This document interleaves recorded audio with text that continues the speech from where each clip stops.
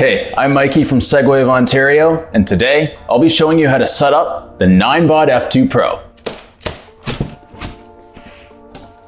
In the box, we have instructions, a 3mm hex tool, 5 screws, a complimentary bag hook, a valve extender, a charger, and of course, the F2 Pro. After taking out the styrofoam, we collapse the folding mechanism into place and connect the handlebars to the stem. Next, take 2 of your 5 screws and manually insert them into the screw holes below your headlight. Take 2 out of your final 3 screws and manually insert them on the other side, connecting your bag hook in place. Take your 3mm hex tool and gradually fasten each one. This is to make sure that every screw is evenly tightened. Of course, you'll have 1 screw left over. Now, you can lift your F2 Pro out of the box. As you can see, building your Segway-Ninebot scooter in the box is the best way to go. Grab your valve extender and a manual or electric pump, then inflate your front and rear tires to 42 to 48 psi. Take your charger out of the packaging, connect the 2 ends, plug one side in the outlet and the coaxial end into your scooter. Click the power button once. At this point, your scooter will begin beeping in eco mode. To unlock drive and sport modes, you'll need to connect your device to the Segway-Ninebot app available for iOS and Android. On the home screen, tap Search My Device, Bluetooth Search and Connect, tap your scooter according to its serial number, push the power button to pair, click OK, activate and bind, and OK again. You'll be prompted to go through a rider guide. When you're finished, hit Done,